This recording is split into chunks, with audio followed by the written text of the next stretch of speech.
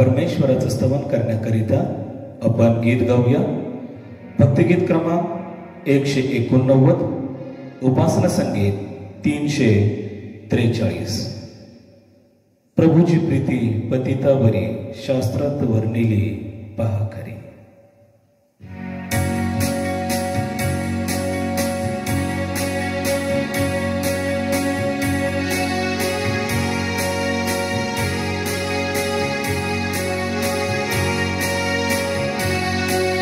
प्रभूची प्रीती पतितावरी शास्त्रात वर्णिली पहा खरी. तेथे आढळली सुवार्ता ही ख्रिस्त हा तारेल मजलाही. आता सदा आनंदित मी मजलाही ख्रिस्त तारी. आता सदा आनंदित मी सुवंद्य प्रीती. मजलाच्या रस उधाराया प्रेमे तो आला जगी राया.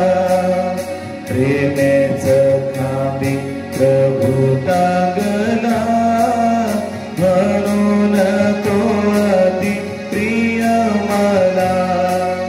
आता सदा आनंदित मी मजलाही ख्रिस्त तारी.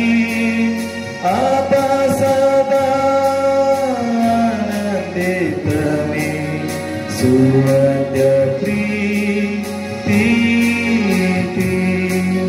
प्रिय ख्रिस्तात कधी विसरतो करीतो मला नची सोडितो. ही अनिवार प्रीती स्मरुनी शरण जातो त्या मिररुनी. आता सदा आनंदित मी मजलाही ख्रिस्त तारी. आता सदा आनंदित मी सुवंद्य प्रीती. आम्ही स्वर्गाशी जाईन वर पाहिन जेव्हा तो राजा सुंदर. तेव्हा गाईन दूता संगती ख्रिस्ताची अपरिमित प्रीती. आता सदा आनंदित मी मजलाही ख्रिस्त तारी. आता सदा आनंदित मी सुवंद्य प्रीती. देवात्मा आहे आणि त्याच्या उपासकांनी त्याची उपासना आत्म्याने व खरीपणाने केली पाहिजे. पवित्रतेच्या शोभेने परमेश्वराची उपासना करा. हे सर्व पृथ्वी त्याच्या पुढे कंपयमान हो. प्रार्थना करूया. पवित्र पवित्र पवित्र सेनाधीश परमेश्वर देव बापा, तू आम्हाला आतापर्यंत सांभाळलंस. ही सुंदरशी वेळ तुझी भक्ती तुझी आराधना करण्यास दिलीस म्हणून तुझ्या मनापासून उपकार मानतो. तुला धन्यवाद देतो बापा. तुझा गौरव करीतो, तुझी स्तुती करीतो. तू आमचा जिवंत देव बाप आहेस. राजांचा राजा प्रभूंचा प्रभू आहेस. आधी अंत तूच आहेस. जग जगातलं सर्व काही तुझं आहे. आम्ही तुझेच आहोत बापा. तुझ्या चरणी येतो, लीन आणि नतमस्तक होऊन प्रार्थना करतो. आमची प्रार्थना आहे. प्रार्थना करीतो परमेश्वरा, यूट्यूबच्या माध्यमातून हे भक्तीचं जे प्रसारण आहे ते आशीर्वादित कर. प्रार्थना करीतो जे भक्तगण भक्तीमध्ये सहभागी झालेले आहेत त्या सर्वांवर तुझा विपुल आशीर्वाद पाठव. पश्चातापी अंतकरणाने आम्ही तुझ्या चरणी येतो बापा. आमचा स्वीकार कर, आम्हाला क्षमा कर. प्रार्थना करीतो परमेश्वरा, संपूर्ण भक्ती तू आशीर्वादित कर.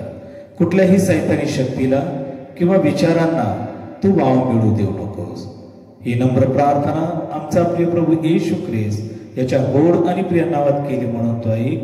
आमेन. शुभवर्तमान आपण ऐकूया. संत मत्तयाने लिहिलेलं शुभवर्तमान याच्या 20व्या अध्यायामध्ये पवित्र शुभवर्तमान लिहिले आहे व त्याच्या पहिल्या वचनापासून शुभवर्तमान आज प्रारंभ होतो. हे प्रभू, तुला गौरव असो. द्राक्षमळ्यातील काम करायचा दृष्टांत. म्हणून स्वर्गाचे राज्य कोणा एका घरधण्यासारखे आहे. तो आपल्या द्राक्षमळ्यात मोलाने काम करी लावावयास मोठ्या पहाटेस बाहेर गेला आणि त्याने कामकरांना रोजचा रुपया ठरवून त्यांना आपल्या द्राक्षमळ्यात पाठविले. मग तो 3ऱ्या तासाच्या सुमारास बाहेर गेला आणि त्याने बाजारपेठेत कित्येकांना रिकामे उभे राहिलेले पाहिले. तो त्यांना म्हणाला, तुम्हीही द्राक्षमळ्यात जा, जे योग्य ते मी तुम्हाला देईन. आणि ते गेले. पुन्हा 6व्या व 9व्या तासाच्या सुमारास त्याने बाहेर जाऊन तसेच केले. मग 11व्या तासाच्या सुमारास तो बाहेर गेला. तेव्हा आणखी कित्येक उभे राहिलेले त्याला आढळले. त्यांना त्याने म्हटले, तुम्ही सारा दिवस येथे रिकामे का उभे राहिला आहात? ते त्याला म्हणाले, आम्हास कोणी कामावर घेतले नाही. म्हणून त्याने त्यास म्हटले, तुम्हीही द्राक्षमळ्यात जा. मग संध्याकाळ झाल्यावर द्राक्षमळ्याचा धणी आपल्या कारभाऱ्याला म्हणाला, काम करणाऱ्यांना बोलाव आणि शेवटल्यापासून आरंभ करून पहिल्यापर्यंत त्यांना मजुरी दे. तेव्हा ते 11व्या तासाच्या सुमारास लाविले होते. ते आल्यावर त्यांना रुपया मिळाला. मग जे पहिले आले त्यांना आपल्याला अधिक मिळेल असे वाटले, तरी त्यांनाही रुपयाच मिळाला. तो त्यांनी घेतल्यावर घरधण्याविरुद्ध कुरकुर करीत म्हणाले, ह्या शेवटल्यांनी 1 तास काम केले.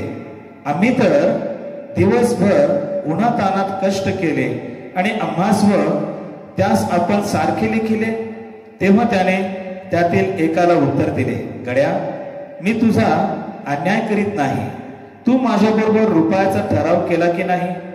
तू आपला रुपया घेऊन चालायला. जसे तुला तसे ह्या शेवटल्याही द्यावे अशी माझी इच्छा आहे.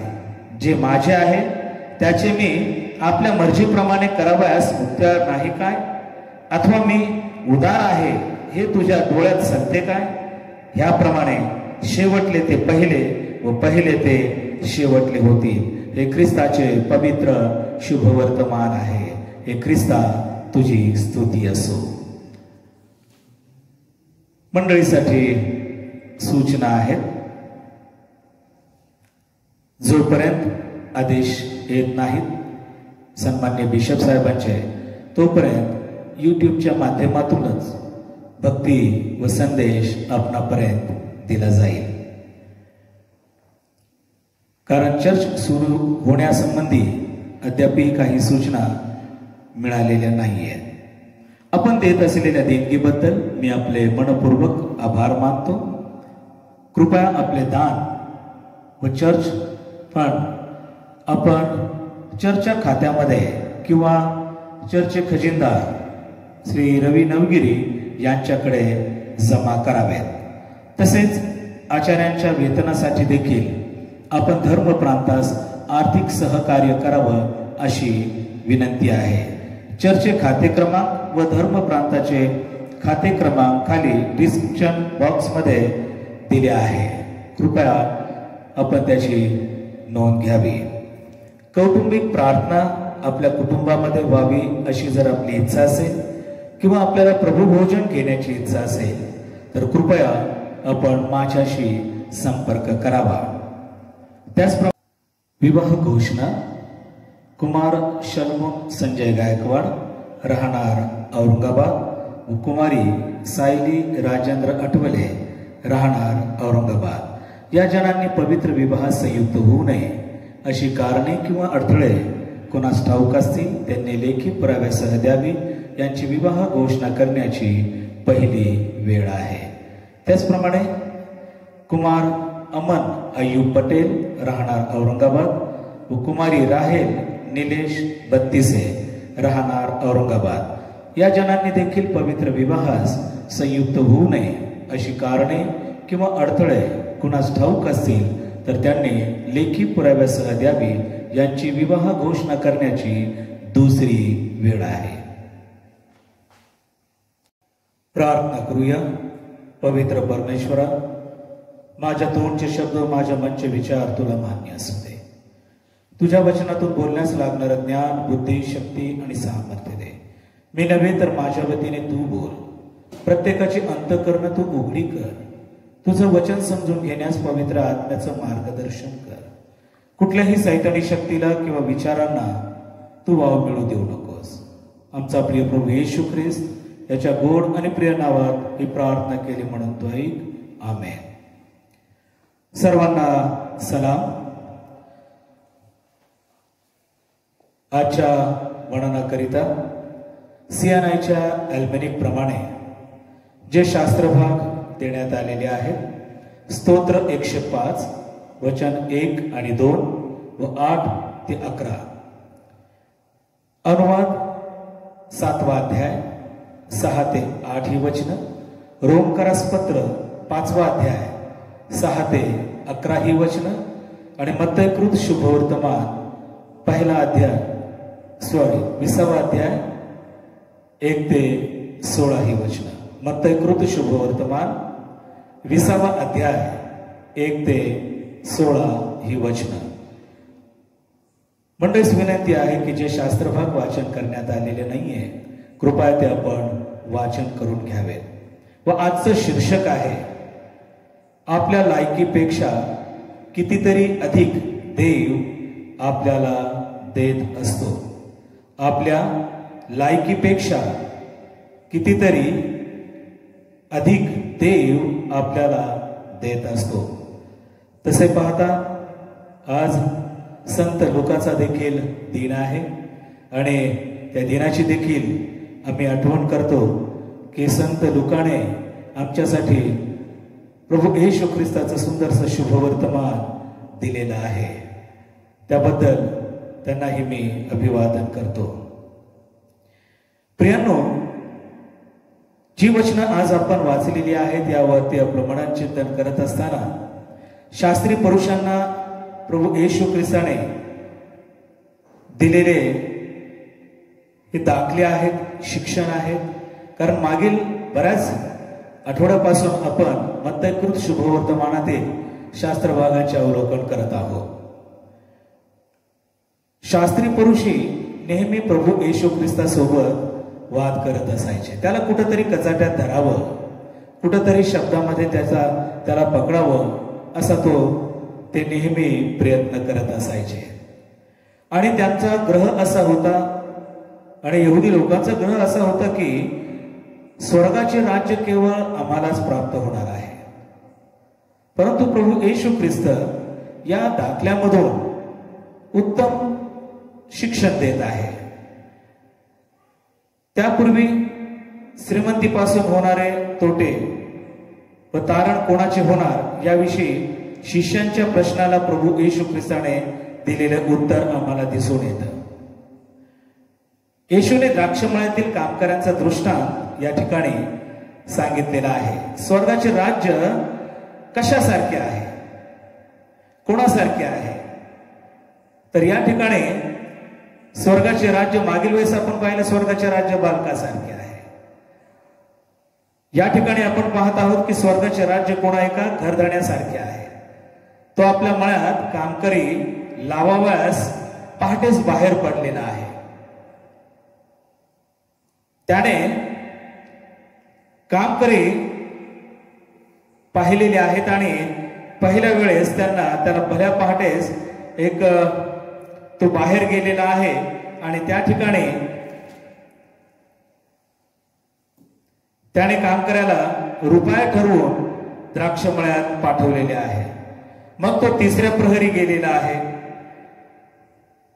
तिसऱ्या तासाच्या सुमारास बाहेर गेलेला आहे आणि त्याने बाजारपेठेत कित्येकांना रिकामे उभे राहिलेले पाहिले आणि त्यांना देखील त्याने द्राक्ष मळ्यात काम करावयास पाठवलेले आहे.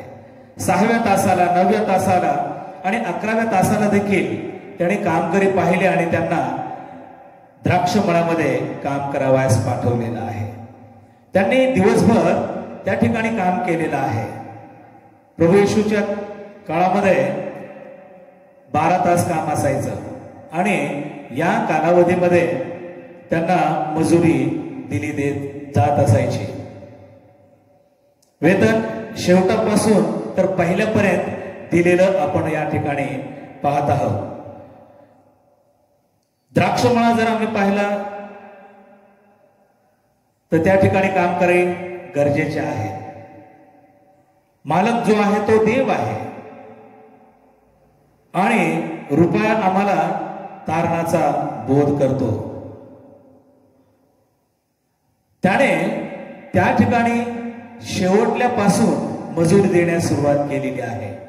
जे शेवटी आलेले 1 तास त्यांनी काम केलेलं आहे त्यांना त्याने 1 रुपया दिला. त्यानंतर अगोदर जे आलेले होते त्यांनाही 1 रुपया दिला. जे सकाळपासून कामाला होते त्यांना असं वाटलं की आता आम्हाला जास्त देणार, कारण आम्ही दिवसभर काम केलेलं आहे. जो व्यक्ती शेवटी 1 तास काम करतो त्याला 1 रुपया दिला जातो, तर आम्ही दिवसभर काम केलेलं आहे, आम्हाला निश्चित जास्त वेतन मिळणार आहे. परंतु त्यांनाही रुपया दिला गेला. त्यांनी घरधण्याविषयी कुरकुर केलेली आहे. धण्याविषयी त्याने कुरकुर केलेली आहे आणि त्या ठिकाणी तो म्हणतो की आम्ही सकाळपासून या ठिकाणी काम करत आहोत, यांच्यापेक्षा आम्ही जास्त काम केलेलं आहे. त्या ठिकाणचा मालक त्यांना म्हणतो की गड्या, मी तुला रुपया ठरवलं होता का नाही? ठरल्याप्रमाणे मी तुला दिलेला आहे, घे आणि जा. आणि तो त्या ठिकाणाहून गेल्यानंतर त्याला जे त्या मालकाने शेवटल्याला दिलेलं होतं ते त्याला आवडलेलं नाहीये. तो म्हणाला की जसे तुला तसे ह्या शेवटल्यालाही द्यावे अशी माझी इच्छा आहे. जे माझे आहे त्याविषयी मी आपल्या मर्जीप्रमाणे कराव्यास मुक्त्यार नाही काय?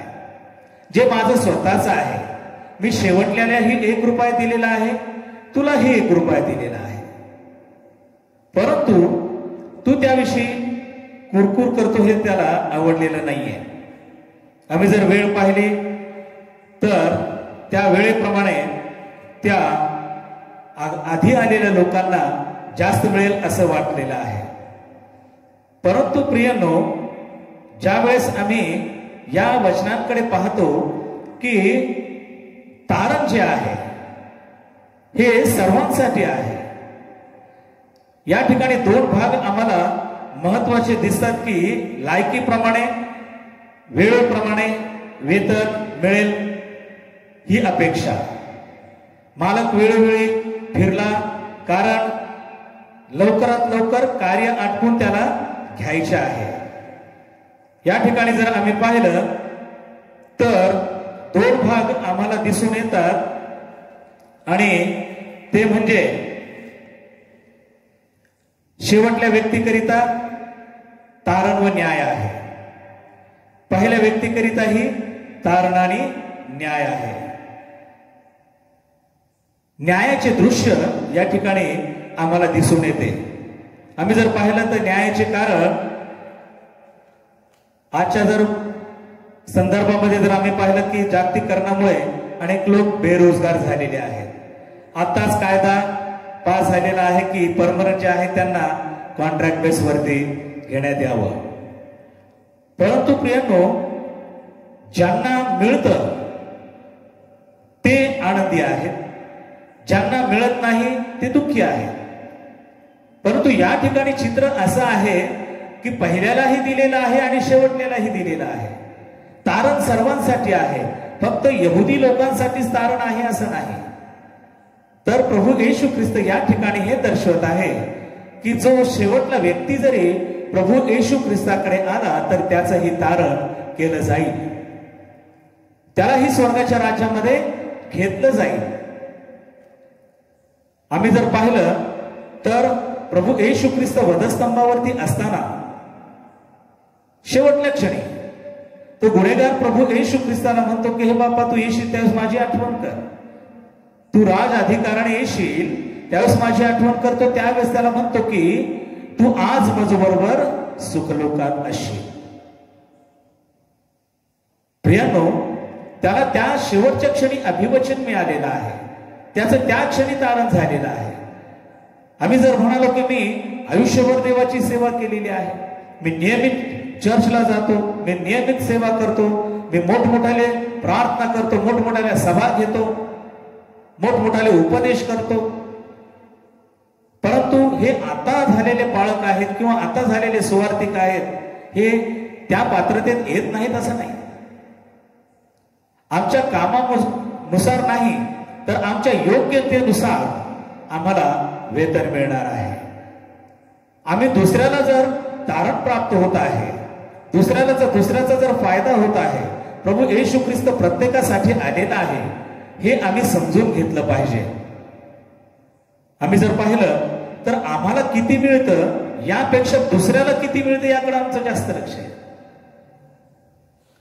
आम्हाला तो काही त्रास आहे, आजच्या स्थितीचा जर विचार आम्ही केला तर मनुष्य हा स्वतःच्या दुःखामुळे परेशान नाहीये,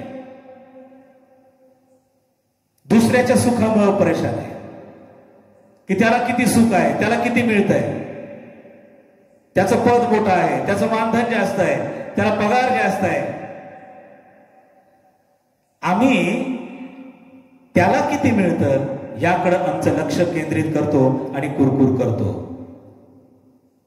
कुरकुर करू नये असं पेत्र देखील आम्हाला त्याच्या पत्रामध्ये सांगतो.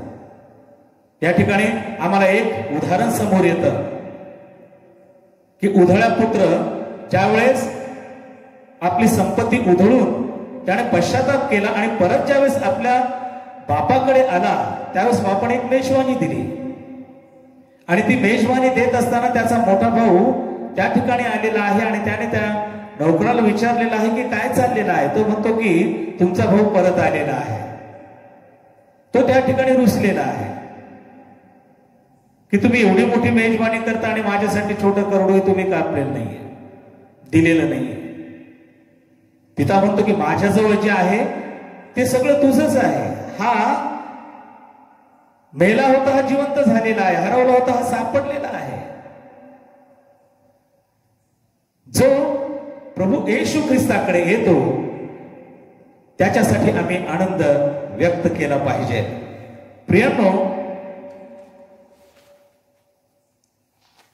देव प्रतिफळ देणार आहे. कामाचे व नैतिकतेचे परीक्षण देव करत असतो.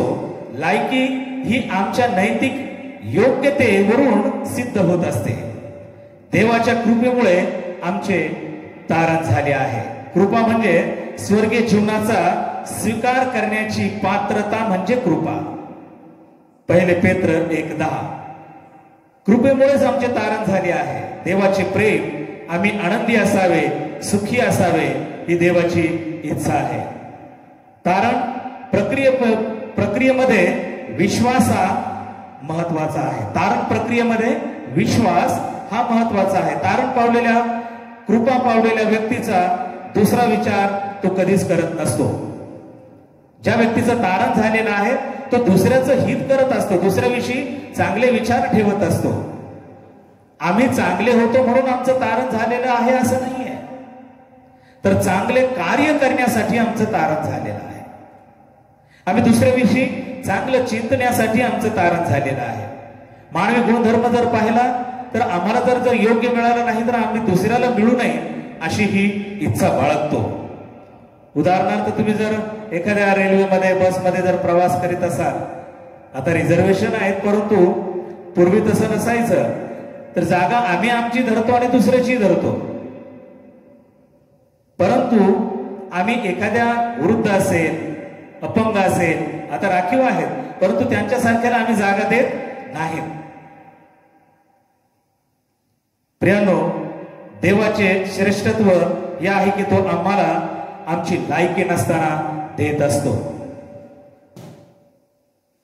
रोमकराचं पत्र ज्यावेळेस आम्ही पाहिलं त्यामध्ये ख्रिस्ताची आश्चर्यकारक प्रीती आम्हाला दिसून येते.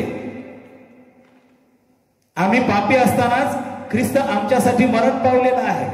जर एखादा नीतिमान असेल, एखादा चांगला असेल आणि त्याच्यासाठी जर कोणी मरत असेल तर ते ठीक आहे, परंतु आम्ही पापी असताना ख्रिस्त आमच्यासाठी मरण पावलेला आहे. ही ख्रिस्ताची आश्चर्यकारक प्रीती आहे. चांगल्या व्यक्तीकरिता कोणी मरेल, कोणी कार्य करेल, परंतु आमची लायकी नसताना, योग्यता नसताना, आम्ही पापी असताना आमचं तारण प्रभू येशू ख्रिस्ताच्या मरणामुळे झालेलं आहे. प्रियानो, ख्रिस्ताच्या कृती देवाची प्रीती व कृपा आम्हाला दिसून येते. अनुवादाच्या पुस्तकामध्ये जर आम्ही पाहिलं तर परमेश्वराची पवित्र प्रजा त्या ठिकाणी दिलेली आहे. देवाचे तुमच्यावर जे प्रेम आहे त्याबद्दल त्याचं वर्णन त्या ठिकाणी आहे की त्यानेच तुम्हाला दास्यगृहातून बाहेर सोडवलेलं आहे. इस्रायल लोक ज्यावेळेस गुलामगिरीमध्ये होते, परमेश्वराने त्यांना पराक्रमी हाताने बाहेर काढलेलं आहे. ते संख्येने कमी होते म्हणून देव त्यांना निवडलं असं नाही, तर देवाची प्रीती त्यांच्यावर होती. त्याने त्यांच्या पूर्वजांना शपथ दिलेली होती, अभिवचन दिलेलं होतं, म्हणून त्याने त्यांना त्यातून बाहेर काढलेलं आहे, त्यांच्यावर प्रीती केलेली आहे. इस्रायल लोक ज्यावेळेस गुलामगिरीतून बाहेर निघाले त्यावेळेस परमेश्वराविरुद्ध कुरकुर करत होते, त्याच्याविषयी वाईट वागत होते, मूर्तीपूजा करत होते. तरी परमेश्वराने त्यांना क्षमा केलेली आहे, कारण त्याने त्यांच्या पूर्वजांना अभिवचन दिलेलं होतं की मी यांना कनान देशामध्ये नेल म्हणून. आणि परमेश्वर आपल्या वचनाची पूर्तता करत असतो. मनुष्याने पाप केलं आणि परमेश्वराने अभिवचन दिलं की मी यांचं तारण करीन. उत्पत्ती 3:15 मध्ये जे अभिवचन आहे त्याची पूर्तता आम्हाला प्रभू येशू ख्रिस्ताद्वारे झालेली दिसून येते की तुझी संतती आणि स्त्रीची संतती यामध्ये परस्पर विवैर स्थापिल. तोच ख्रिस्त आम्हाला या ठिकाणी दिसत आहे. त्या ख्रिस्तानेच तुमचं आणि माझं तारण केलेलं आहे. प्रियांनो, आम्हाला देवाने जे आशीर्वाद दिलेले आहेत, जी आमची निवड केलेली आहे, ती आमची पात्रता योग्य आहे म्हणून का? कधीच नाही. आमची लायकी नसताना देव आम्हाला अधिक देतो. मी आध्यात्मिक दृष्ट्या बोलत आहे. प्रभू येशू ख्रिस्ताने आमचं तारण केलेलं आहे आपल्या पित्याच्या इच्छेनुसार. आम्ही काय देतो देवाला? आम्ही आमचं मन देवाला देतो का? आम्ही आमचं धन देवाला देतो का? आम्ही आमचे विचार देवाला देतो का? आम्ही नियमितपणे आम्ही देवाचं कार्य करतो का? नाही करत. जो देहामध्ये जगतो तो देवाचा होऊ शकत नाही. परंतु जो संत पौल म्हणतो की मी ख्रिस्ताचं मरण माझ्या देहामध्ये वागवतो म्हणून माझ्यातून त्याचं जीवन दिसतं. जोपर्यंत प्रभू येशू ख्रिस्ताला आम्ही पूर्णपणे परिधान करत नाही, त्याचं ऐकत नाही. या ठिकाणी मुख्य भाग आहे की त्याने जे कामकरी आहेत त्यांना सांगितलेलं आहे की द्राक्षमळ्यात जाऊन काम कर. ते गेलेले आहेत, जातो म्हटले आणि इकडे तिकडे कुठे फिरलेले नाहीत. ते त्या ठिकाणी गेले आणि त्यांना त्यांच्या वेतनाप्रमाणे, त्यांच्या वेळेप्रमाणे, त्यांच्या कामाप्रमाणे त्यांना मजुरी मिळालेली आहे. प्रियांनो, आजच्या काळामध्ये जर पाहिलं तर देवाने या ठिकाणी योग्य न्याय केलेला आम्हाला दिसून येतो. पहिले ते शेवटले व शेवटले ते पहिले या ठिकाणी आहे. शेवटले ज्यांनी प्रभूचा स्वीकार केला, त्याचं ऐकलं, पश्चाताप केला आणि प्रभूने त्याचं तारण केलेलं आहे. परंतु जे पहिले आलेले आहेत, नियमित काम करतात परंतु कुरकुर करणारे आहेत, ते शेवटी गेलेले. देवाचे वचन भेदभाव करत नाहीत. येशूचे लक्ष शोषित, पीडित लोकांकडे आहे.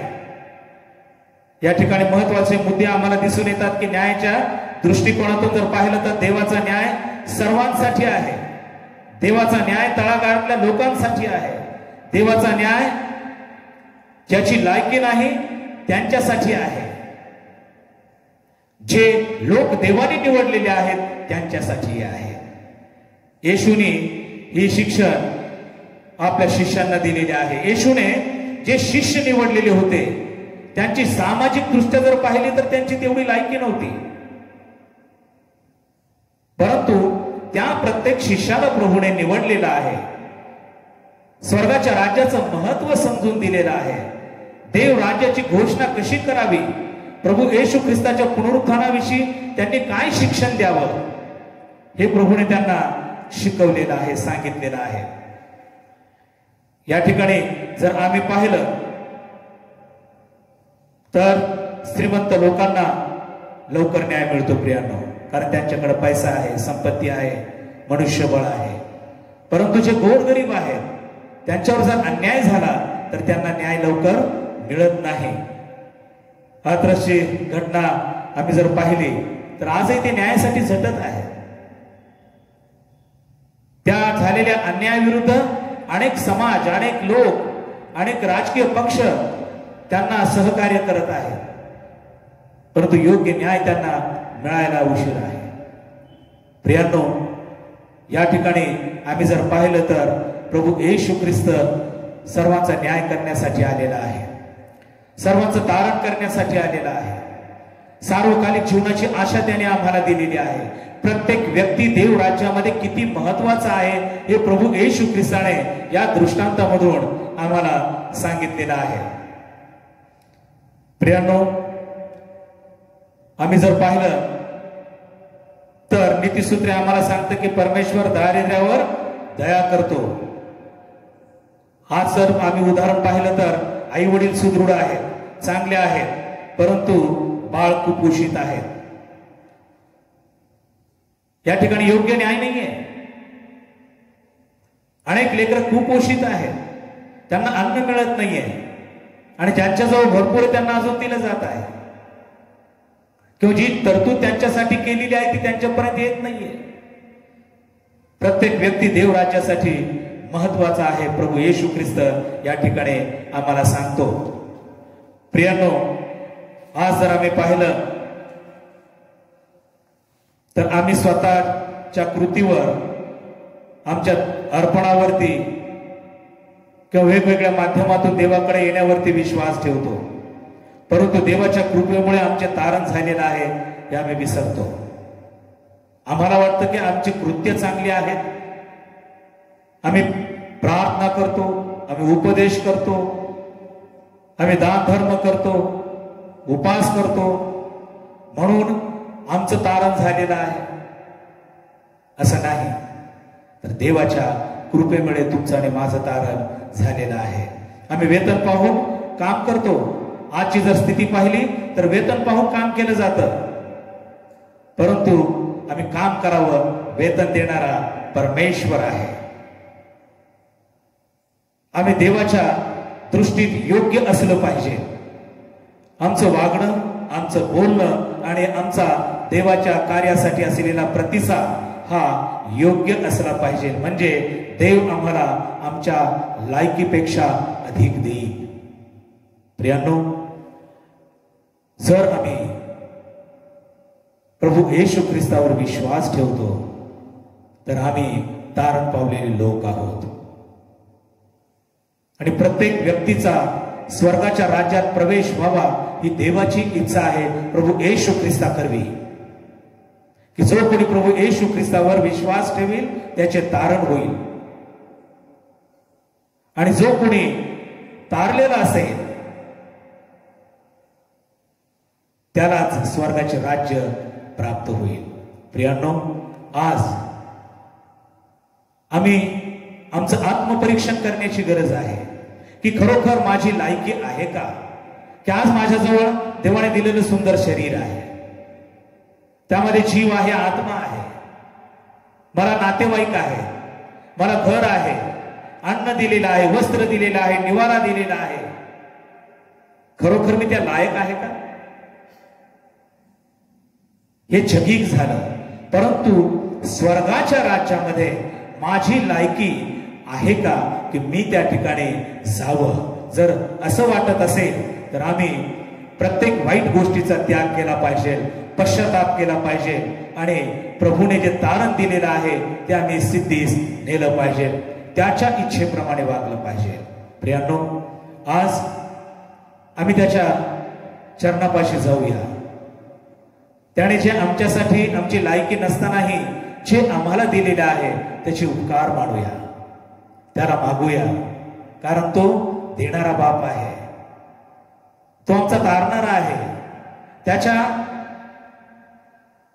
समोर जोही व्यक्ती जाईल, त्याच्या जवळ जोही व्यक्ती जाईल, त्याला तो कधीच निराश करणार नाही. तो आम्हा प्रत्येकाला आनंदित करेल आणि तो आमचं जास्तीत जास्त आशीर्वादाने भरून त्याचा गौरव करण्याची संधी देईल. प्रियांनो, आज देवबापाने आम्हाला संधी दिलेली आहे की त्याचं सारण आम्ही प्राप्त करून घ्यावं. आम्ही कुरकुर करू नये, तर एकमेकांवर प्रीती करावी, कारण त्याने आम्ही पापी असतानाच आमच्यावर प्रीती केलेली आहे. आमच्यासाठी तो वधस्तंभावर गेलेला आहे. प्रियांनो, देवबाप त्याच्या वचनानुसार तुम्हाला वागण्यास शक्ती आणि सामर्थ्य देव. त्याच्या मंदिरामध्ये जाण्यासाठी आम्ही आतुर आहोत, त्याच्याकडे मागणी मागण्यासाठी आम्ही आतुर आहोत. छोटासा प्रयत्न गीताद्वारे करण्याचा, मी गाण्याचा प्रयत्न करीन. मला मी काही गायक नाहीये, तरी गाईल आणि प्रभूला विनंती करीन की मेरी भी झोली भर दे नासुरी वाले राजा. जलवा जरा दिखा दे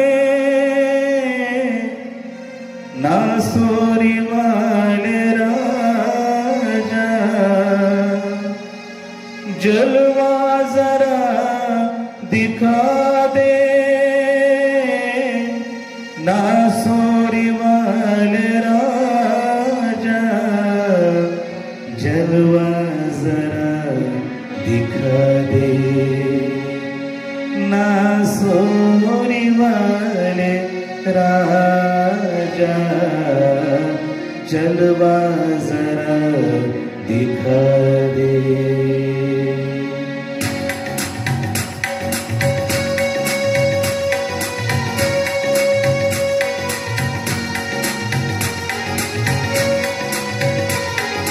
जलवा जरा दिखा दे नासुरी वाले राजा, जलवा जरा दिखा दे नासुरी वाले राजा, जलवा जरा दिखा दे राजा, जलवा जरा दिखा दे नासुरी वाले राजा, जलवा जरा दिखा दे नासुरी वाले राजा.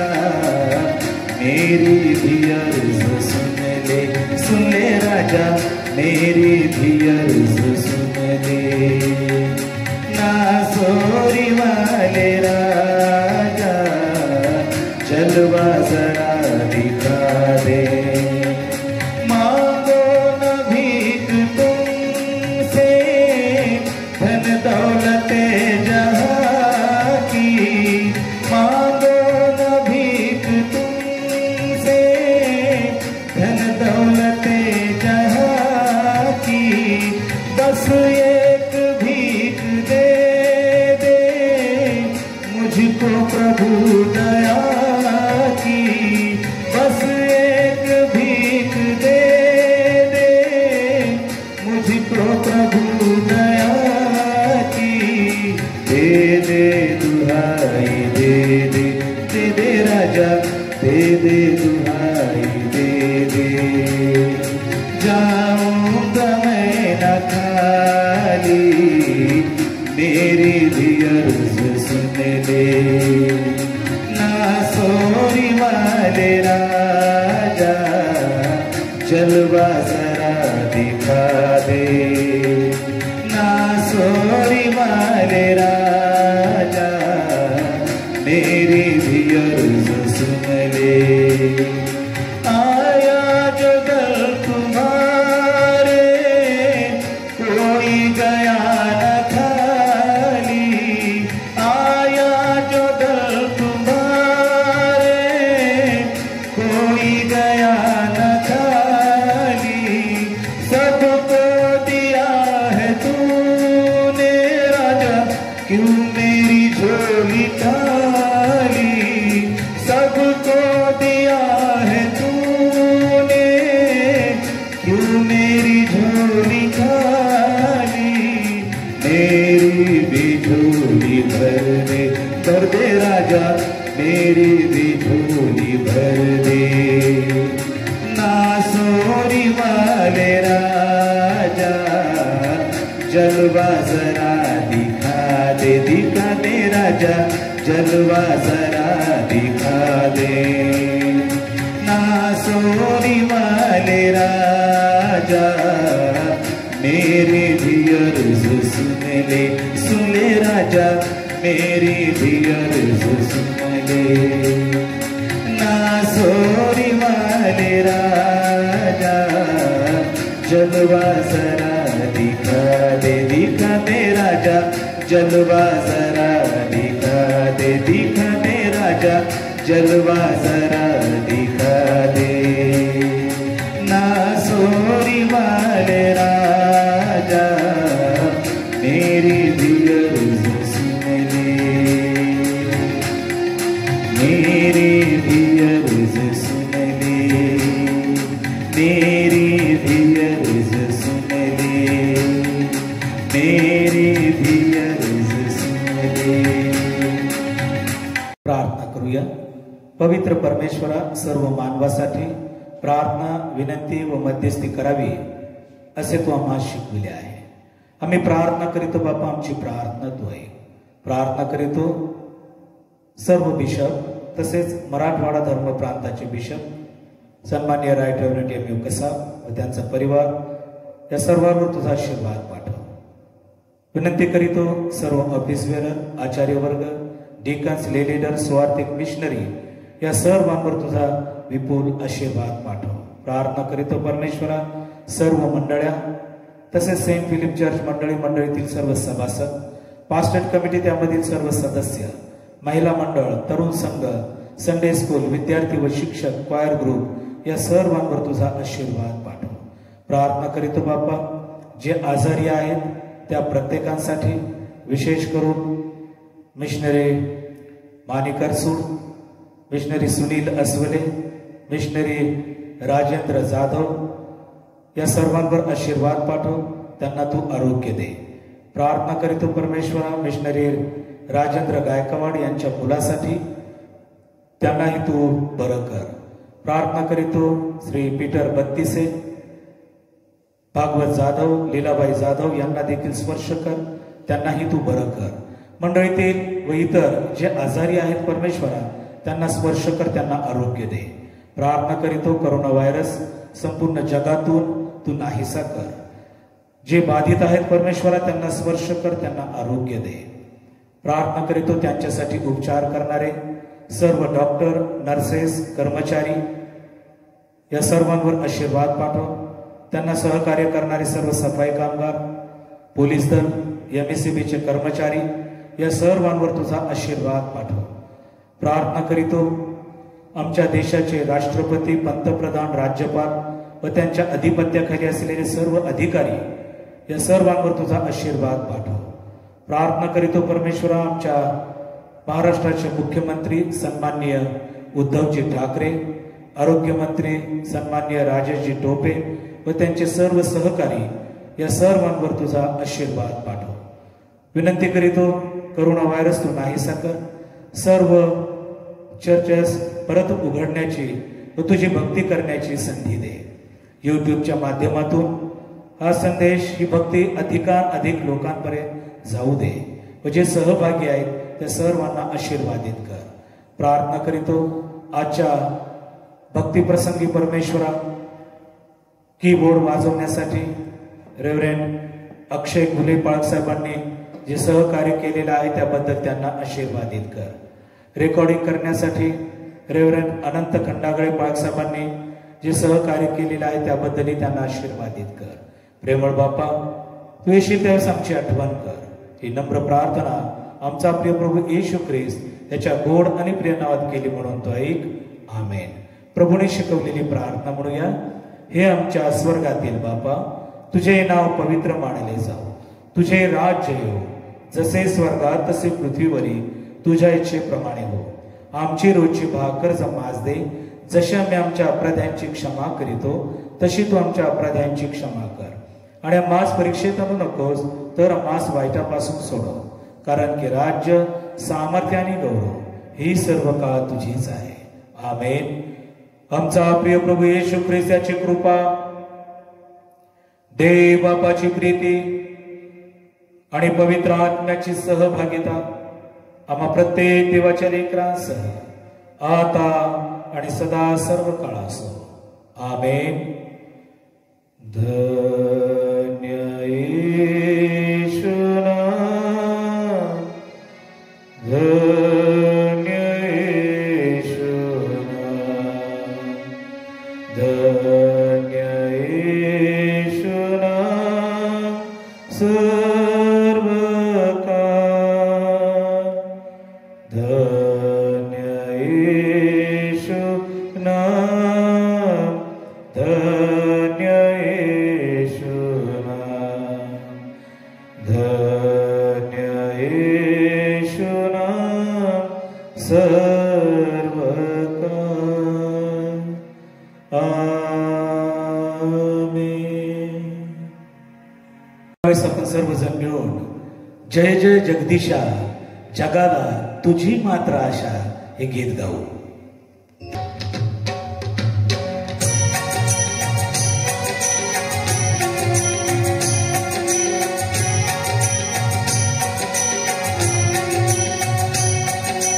जय जय जगदीशा, जगाला तुझी मात्र आशा. जय मंगल धामा, जगावर तुझा मात्र प्रेमा. जय जगदुधारा, जगाला तुझा मात्र धारा. जय जय विश्वपते, जग हे तुझी वाट बघते. तुझी मात्र सेवा करू दे जगामध्ये देवा. तुझे राज येवो, जगिया स्वर्ग उभा राहो. तुलाच वंदन घे, आमोचे वैभव तू अवघे. तुझ्या मात्र चरणी रमू दे सहर्ष दिन रजनी. प्रभो परात्पर जय करुणाकर, प्रभो परात्पर जय करुणाकर. जय जय जय बापा, जय जय जय पुत्रा, जय जय जय अण्णा. जय जय जगदीशा, जगाला